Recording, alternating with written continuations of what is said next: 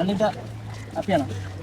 അങ്ങനെയൊക്കെ ചോദിച്ചാൽ കുറച്ചധികം ഇത്രയധികം ക്യാമറയൊക്കെ ഒരുമിച്ച് അതെ ഞാൻ സത്യമായിട്ട് ഞാൻ ആദ്യമായിട്ട് കണ്ടേ. ഓക്കെ, ജീവിതത്തിൽ ഒരിക്കലല്ലേ ഉള്ളൂ. Thank you so much. Happy married life. Thank you.